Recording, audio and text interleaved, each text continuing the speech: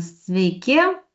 Tai dėkui mano kolegėms, kurios tikrai labai išsamei pristatė kvalifikacijos reikalavimus ir jų nustatymą ir tarnybos matymą, kokios yra rizikos, ir taip pat tikrai pateikė labai daug išsamių praktinių pavyzdžių.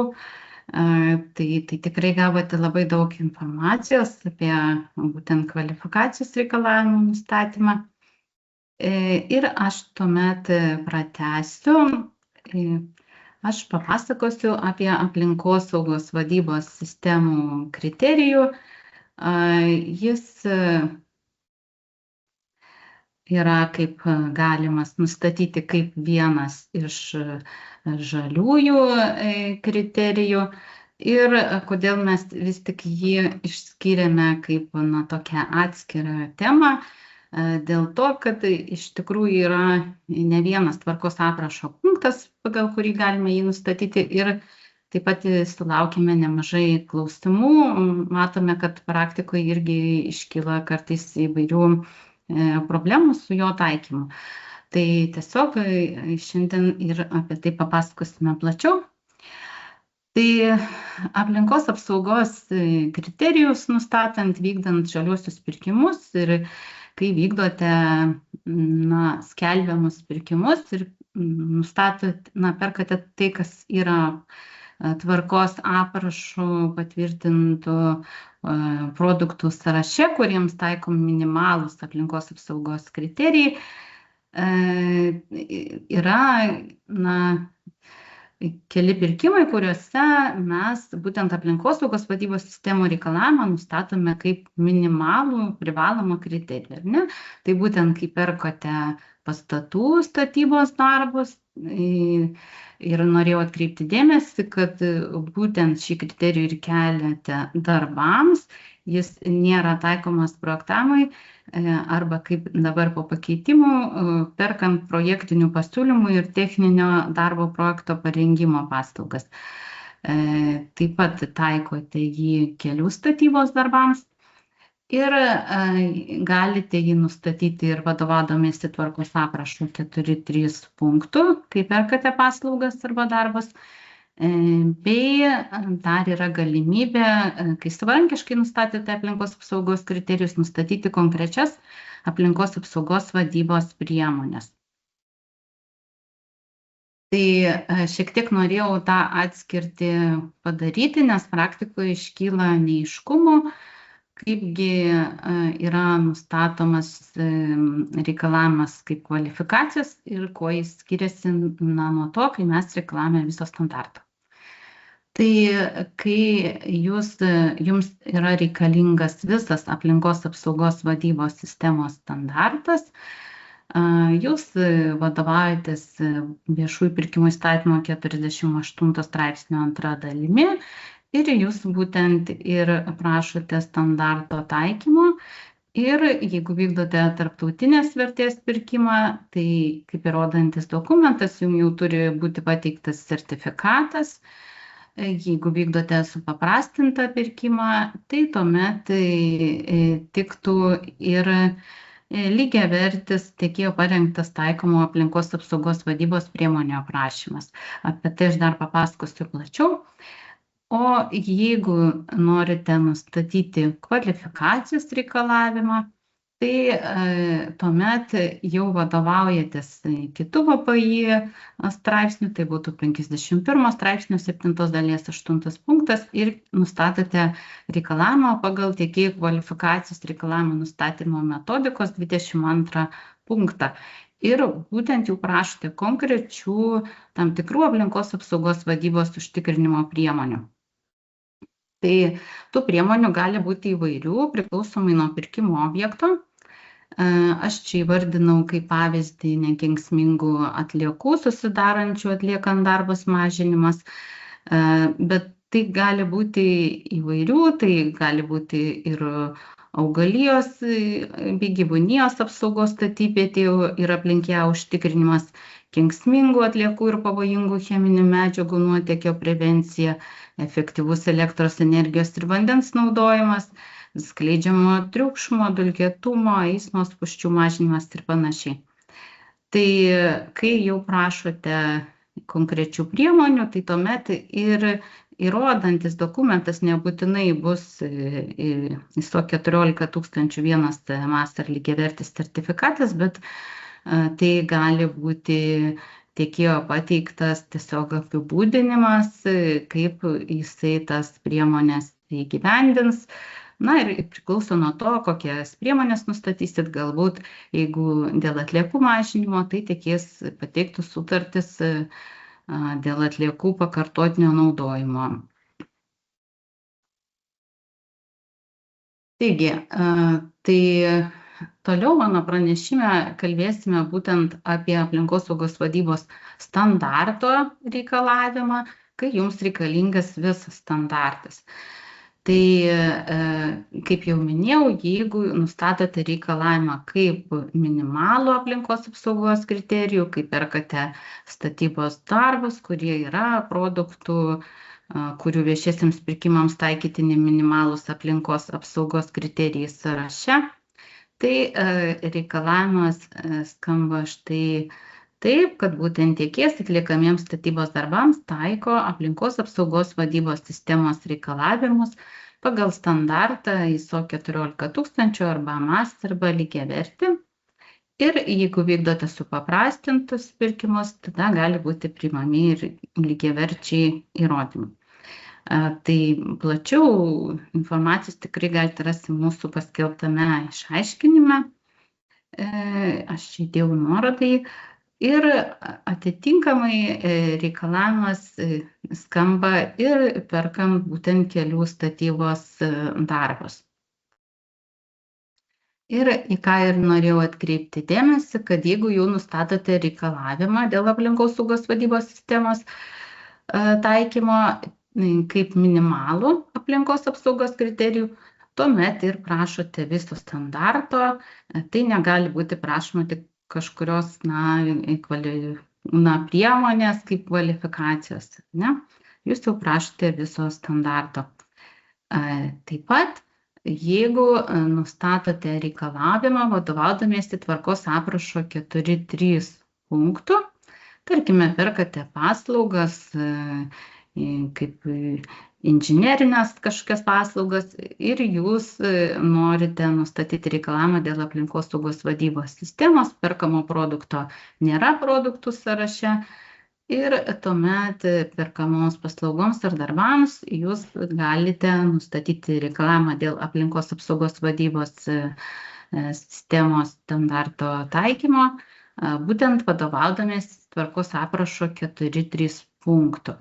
Ir jis taikomas, atkreipiu dėmesį, tik paslaugoms ir darbams, nėra taikomas prekių pirkimams.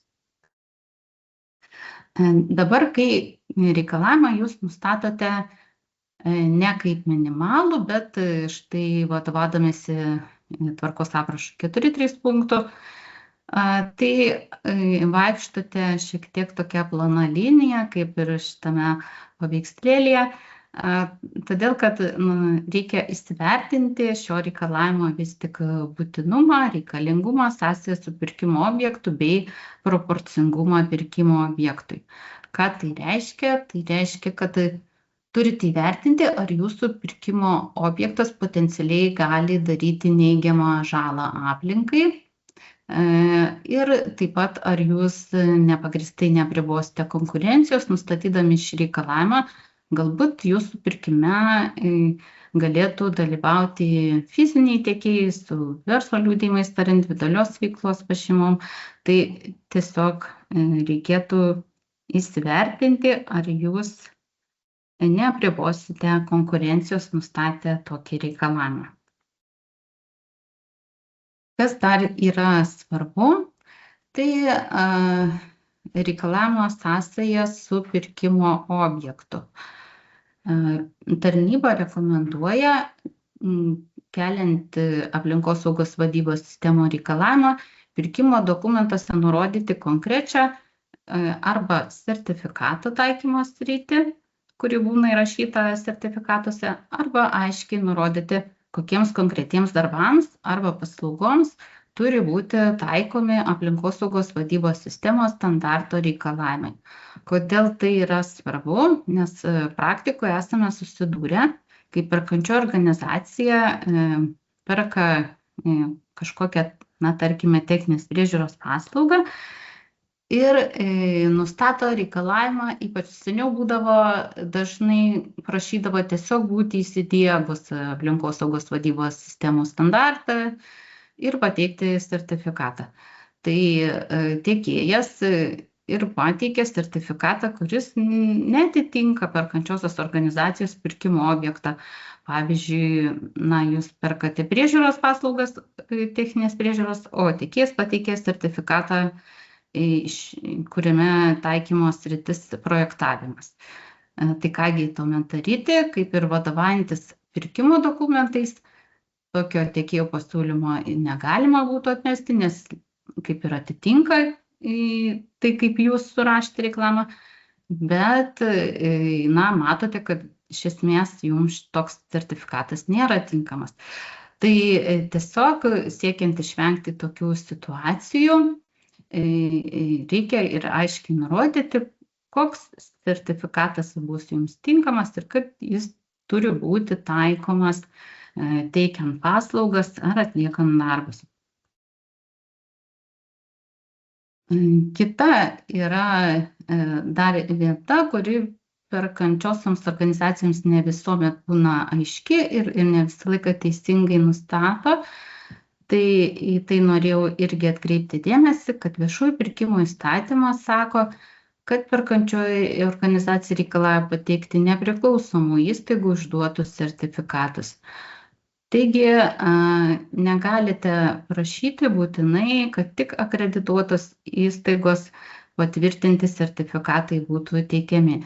Nepriklausoma, tai yra neakredituota įstaiga, irgi yra tinkama vadovantis viešųjų pirkimų įstatymu. Dėl ko dar iš tikrųjų gauname nemažai klausimų, kaipgi yra tuomet, kai aplinkosaugos vadybos sistemos standarto reikalavimas nustatomas ir tiekėjas dalyvauja pirkime kartu su jungtinės veiklos partneriais arba subtiekėjais. Tai visų pirma, viešųjų pirkimų įstatymas mums sako, kad pirkimo dokumentuose reikia paaiškinti, kaip tiekėjų grupės turi atitikti ne tik kvalifikacijos, bet taip pat ir aplinkosaugos vadybos sistemos standartų reikalavimus. Ir viešųjų pirkimų tarnybos rekomendacija yra, kad jungtinės veiklos partneriai turi atitikti keliamus reikalavimus dėl aplinkos apsaugos vadybos priemonių taikymo pagal jų prisiimamus įsipareigojimus aktyviai vykdant sutartį. Taigi, jeigu jie aktyviai vykdys sutartį, tuomet visi pateiks sertifikatus. Jeigu tiekėjas neturi įsidiegęs aplinkosaugos vadybos standarto, jisai gali pasitelkti subtiekėją tam, kad šį standarto reikalavimą atitiktų. Tokiu atveju subtiekėjas turi pats tiesiogiai ir dalyvauti vykdant sutartį, toje dalyje, kur nustatytas reikalavimas dėl aplinkosaugos vadybos sistemos standarto.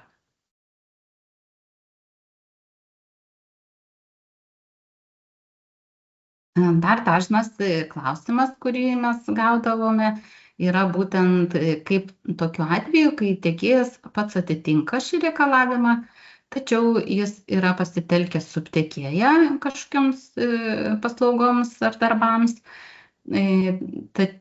ir jis nesiremia su to subtiekėju, kad atitikti kvalifikaciją, tiesiog tiekėjas darys kažkokius darbus.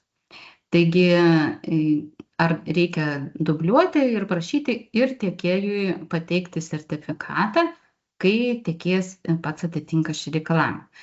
Tai kadangi, kai buvo atnaujinti aplinkosaugos vadybos sistemų standartai, pačiame standarte buvo nustatyta, kad tiekėjas turi vertinti daromą poveikį aplinkai, atsižvelgdamas į tiesioginius ir netiesioginius poveikio aplinkai aspektus.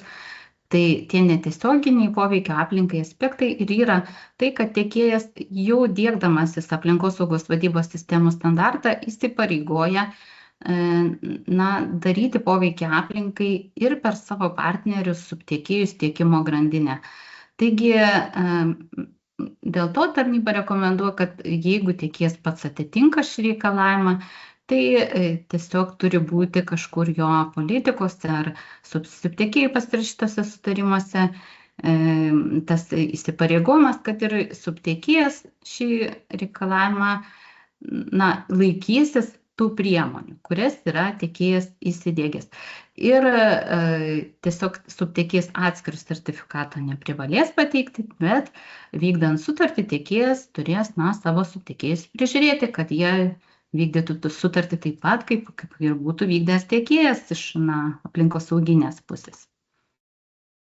Taigi, dėl ko dar sulaukėme klausimų ir labiau jų sulaukėme jau būtent iš tiekėjų, kai yra vykdomi supaprastinti pirkimai ir įstatymas sako, kad pirkimo vykdytojas priima ir kitus tiekėjo lygiaverčių aplinkos apsaugos vadybos užtikrinimo priemonių įrodymus. Tai tie įrodymai iš esmės turi patvirtinti, kad tiekėjo siūlomos aplinkos apsaugos vadybos užtikrinimo priemonės atitinka tą reikalavimą standartą. Taigi, kokius tos įrodymus vykdant supaprastintus pirkimus tiekėjas gali pateikti. Iš tikrųjų, dažnai patiems tiekėjams būna neaišku ir jie mūsų klausia. Tačiau mums čia padeda aplinkos ministro patvirtintas tvarkos aprašas, kadangi jo 10 punktas ir pasako, kas yra tie kiti lygiaverčiai aplinkos apsaugos vadybos užtikrinimo priemonių įrodymai. Tai būtent tai yra tiekėjo taikomo aplinkos apsaugos vadybos priemonių aprašymas, kuris atitinka visus šiuos reikalavimus. Tai būtent nuo 10.1 iki 10.6 punkto visus turi atitikti reikalavimus. Tai yra ne tik, kad pateikiama tiekėjo patvirtinta aplinkos apsaugos politika, bet turi būti paskirtas ir žmogus atsakingas už aplinkosauginių tikslų įgyvendinimo stebėseną. Kaip jis bus paskirtas, galbūt bus pateiktas direktoriaus įsakymas, galbūt pačioje politikoje yra įrašytos pareigos ar ne, kas už tai atsakingas. Tai forma gali būti įvairi, bet tiekėjas turi pateikti visus šitos išvardintus dokumentus, avarinių situacijų valdymo planą ir panašiai. Ir kai jau visus pateiks, tai laikoma bus, kad jis atitinka taip pat kaip atitiktų ir tiekėjas, kuris yra įsidiegęs standartą. Bet čia vykdant supaprastintus pirkimus. Dabar jeigu vykdote, tarkime, tarptautinės vertės pirkimą, dar yra viena irgi viešųjų pirkimų įstatymo nuostata, kuri ne visą laiką būna aiškiai perkančiosioms organizacijoms. Ir būtent tai yra ta išlyga, kad kitų pirkimų atvejais lygiaverčiai įrodymai priimami tik jeigu tiekėjas dėl nuo jo nepriklausančių objektyvių priežasčių negali pateikti sertifikatų per nustatytą laiką. Tai tie kiti pirkimai ir bus tarptautinės vertės pirkimai, tačiau ši sąlyga taikoma vykdant tiek tarptautinės, tiek supaprastintus pirkimus. Ir kasgi šiuo atveju yra tie lygiaverčiai įrodymai.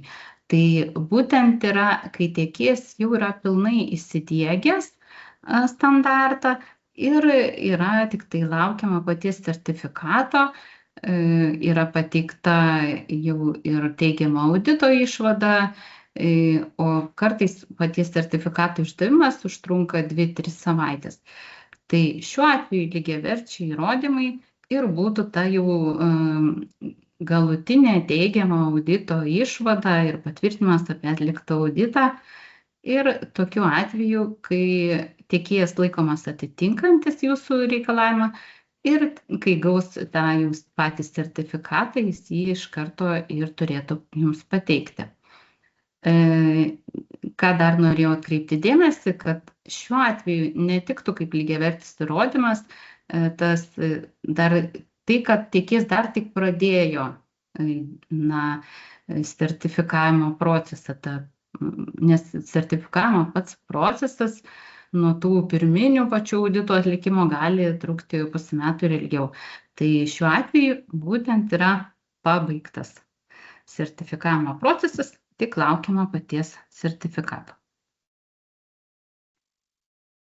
Taigi, tiek šiandien jums norėjau papasakoti apie aplinkosaugos vadybos sistemos standarto reikalavimą ir atkreipti jūsų dėmesį į kelis tos neaiškias vietas. Ir pabaigai tik norėjau pasakyti, kad jeigu jau šį reikalavimą nustatote, tai reikia ir prižiūrėti, kad jis būtų įgyvendinamas vykdant sutartį. Tai pirmiausia, reikia pirkimo dokumentas ir sutartyje nustatyti, kad visą laiką turi būti galiojantis sertifikatas. Neužtenka, kad tiekėjas jums pateiks galiojantį sertifikatą su pasiūlymu ar paskui pasirašant sutartys galios, bet visą laiką, kol vykdoma sutartis, jeigu tiekėjo sertifikato galiojimas baigėsi, jis turi jį atsinaujinti ir jums pateikti atnaujintą galiojantį sertifikatą. Tai tiek mano temos ir toliau apie aplinkos apsaugos kriterijus ir jų taikymą pratęs mano kolegė Zita Šadavėjienė.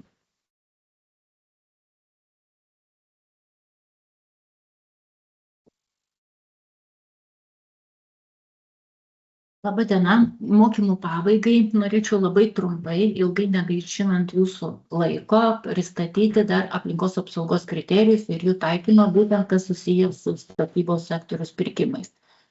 Kaip žinia, dar pasikartosiu, nors ir mano kolegė daug apie tai kalbėjo, kad aplinkos apsaugos kriterijai yra nustatomi vadovaujantis aplinkos apsaugos kriterijų taikymu vykdant žaliuosius pirkimus tvarkos aprašu ir būtent tik tai pagal jį tuos reikalavimus jūs turite ir nustatyti. Kas yra svarbu su statybos sektoriumi, kad būtent tas aplinkos ministro įsakymo patvirtintas tvarkos aprašas, jame yra patvirtintas produktų, kuriems yra nustatyti minimalūs aplinkos apsaugos kriterijai sąrašas ir būtent tie produktai, kurie susiję su statybos darbų pirkimais, aš čia juos įdėjau kaip pavyzdžius, tai yra statybinės medžiagos, joms yra nustatyti minimalūs aplinkos apsaugos kriterijai, taip pat minimalūs aplinkos apsaugos kriterijai yra nustatyti patalpų apšvietimui, vandens šildytuvams ir vandens maišytuvams ir dušams. Aišku, didžiausias produktų grupės yra pastatų projektavimo paslaugos ir jų statybos darbai, kuriems yra patvirtinti minimalūs aplinkos apsaugos kriterijai ir kelių projektavimo paslaugos ir jų statybos darbai. Tai būtent dėl šitų kriterijų taikymų pas mus darniųjų pirkimų polapyje yra viešųjų pirkimų tarnybos specialistų parengtos rekomendacijos, kuriuose yra detaliai nurodoma, kaip tos kriterijus galima taikyti ir taip pat yra pateikiami ir jų nustatymo pavyzdžiai. Bet šios dienos tikslas yra mums pakalbėti būtent apie tas paslaugas, kurios yra perkamos susijusios su statybų sektorium, tai yra projektavimo paslaugos, kurioms nėra patvirtinti minimalūs aplinkos apsaugos kriterijai ir dar vienos paslaugos, tai yra statinio statybos techninės priežiūros paslaugos, kaip joms nustatyti žaliuos reikalavimus. Vadovaujantis tvarkos aprašu, jūs nustatydami reikalavimus, įsigydami šias paslaugas, tai yra projektavimo, kaip ir sakiau, kuriems nėra patvirtinti minimalūs kriterijai, arba statinio statybos techninės priežiūros paslaugos, galite rinktis du būdus, kaip tos reikalavimus nustatyti. Tai arba pagal tvarkos aprašo 4.3 punktą nustatyti reikalavimą, kad perkamai paslaugai tiekėjas taikytų aplinkos apsaugos vadybos sistemos reikalavimus, apie tai plačiai labai kalbėjo mano kolegė. Tai tikrai nedetalizuosiu, tik tai dar kartą pabrėšiu, kad šis reikalavimas turėtų būti nustatomas tik tuomet, kai jis yra būtinas, proporcingas konkrečiam pirkimui, kad yra reikalingas, kad užtikrinti tikrinamą sutarties vykdymą ir būtent tokiu atveju dar, jeigu jisai neriboja konkurencijos. Arba pagal tvarkos aprašo 4.4 papunktį savarankiškai nustatyti aplinkos apsaugos kriterijus. Savarankiškai nustatant aplinkos apsaugos kriterijus yra tikrai pas mus daug rekomendacijų, yra ir aplinkos ministerijos rekomendacijos. Svarbiausia yra tuos reikalavimus sieti būtent su pačiu pirkimo objektu. Tai pavyzdžiui, jeigu jūs perkat projektavimo paslaugas, kurių galutinis rezultatas yra vis dėlto fizinis objektas, dažniausiai tokiu atveju yra, tai ir tie reikalavimai būtent susiję su aplinkosauga, jie turi būti jau numatyti projektavimo etape. Todėl perkant projektavimo paslaugas ir savarankiškai nustatant tuos kriterijus, labai svarbu, kad tie reikalavimai jau būtų įtvirtinti pačiame projekte.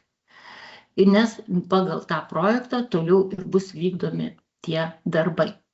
Statinio statybos techninės priežiūros paslaugos, nustatant reikalavimus savarankiškai, labai irgi svarbu atkreipti dėmesį, kad šitos paslaugos irgi susijusios su fizinio objekto reikalavimų įgyvendinimu. Ir dažnai mes netgi gaunam tokių klausimų, kokius aš galiu reikalavimus nustatyti statybų techninės prižiūrėtojas, kad jis gal atvažiuotų su elektromobiliu ir čia būtų žaliasis pirkimas. Šito mes reikalavimo neeliminuojam, jeigu jūs mato tokį poreikį arba poveikį, kad norit nustatyti pačiam tam prižiūrėtojui šitokį reikalavimus, jie aišku gali tokį reikalavimą nustatyti, bet aš dar siūlyčiau labai svarstyti, nustatyti reikalavimus susijusius būtent su perkamu vykdomų statybos objektu ir su jam keliamais aplinkosauginiais reikalavimais. Pavyzdžiui, jeigu yra kažkoks objektas mieste, čia kaip pavyzdį sakau, ir ten yra statybos vyksta mieste. Yra numatyta STR-uose ir visur, kad automobiliai turi išvažiuoti ten su švariais ratais, kad jie turi būti nuplaunami. Bet jūs galite tą reikalavimą lygiai taip pat įtvirtinti ir nustatyti, kad statybos techninis prižiūrėtojas taip pat būtų atsakingas už šito reikalavimo įgyvendinimą. Ir tos reikalavimus tokius labiau detalizuoti būtent šitose paslaugose. Arba kad užtikrinti, sakykime, kad dulkėtumo nebūtų, ar kitus reikalavimus priklausomai nuo to, koks yra statybos objektas, kur jisai tie statybos darbai vyksta ir koks gali būti aplinkosauginis poveikis, kad statybų techninės prižiūrėtojas į jo pareigas būtent dar kartą akcentuoti ir įtvirtinti tų aplinkosauginių reikalavimų įgyvendinant. Ir kas yra labai svarbu, čia yra pateikta aplinkos ministerijos specialistų parengtose rekomendacijose, kad šie pirkimai, tai yra projektavimo paslaugos arba statinio statybos techninės priežiūros paslaugos, jos negali būti priskirtos savaime prie žaliųjų paslaugų pagal tvarkos aprašo 4.3 papunktį, kai yra perkama tik nematerialaus pobūdžio arba intelektinė paslauga. Dar trumpai priminsiu, kad tvarkos aprašo 4.4 papunktyje yra nustatyti principai, kuriais vadovaujantis jūs galite reikalavimus pirkimo dokumentuose nustatyti savarankiškai. Ir dar kartą noriu jums priminti, kad šitų reikalavimų tiesiogiai kopijuoti pirkimo dokumentus yra negalima, tiesiog jais vadovaujantis tie reikalavimai pirkimo dokumentuose turi būti formuluojami.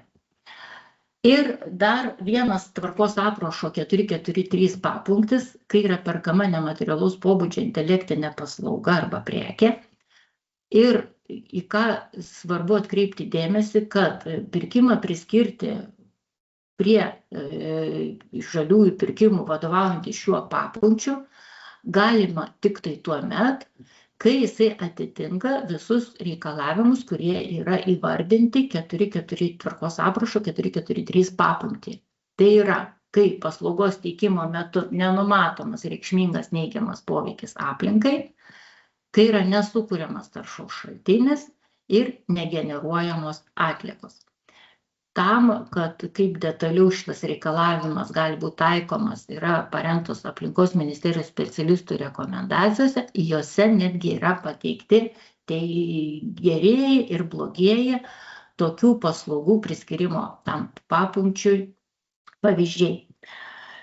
Taigi, vadovaujantis tuo tvarkos aprašu punktų statinio projekto ekspertizės paslaugos, jeigu kyla klausimas, kaip galima nustatyti žaliuosius reikalavimus, tai būtent statinio projekto ekspertizės paslaugos galėtų būti priskiriamos prie žaliųjų pirkimų pagal tvarkos aprašo 443 papunktį, kai perkama tik nematerialaus pobūdžio intelektinė ar kitokia paslauga nesusijusi su materialaus objekto sukūrimu.